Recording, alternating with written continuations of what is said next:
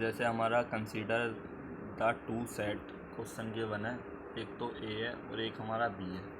ए में हमारे 3 एलिमेंट है, बी में हमारे 5 एलिमेंट है। देन हमें चूज द करेक्ट ऑप्शन बताना है। The total number of a function A to B total number of function पूछा है, तो वो क्या होता है हमारा कार्डिनलिटी ऑफ बी की power cardinality of A.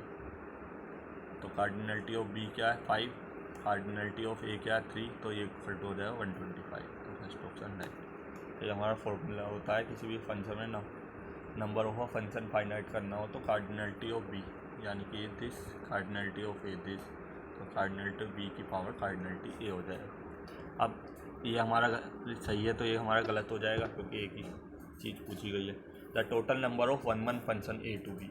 Total number of one function क्या होता है NPM, यानी परमुटेशन से निकलता है। या जब भी total number of one function पूछे तो हम NPM लगाते हैं।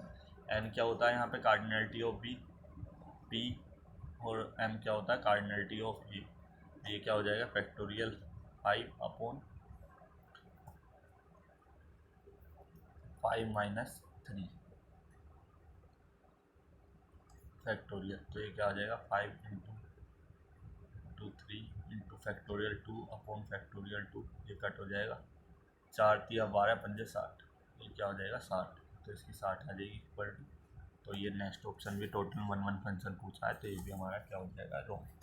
तो इस तरीके क्वेश्चन में जब हमें वन और टोटल नंबर फंक्शन पूछे तो हमें cardinality of B power cardinality of A करके तो फंक्शन पता लग जाएंगे, और वन के लिए NPM का फॉर्मूला यूज़ कर लेंगे, जहाँ पर M क्या है कार्डिनलिटी ऑफ बी, M क्या है कार्डिनलिटी ऑफ ए।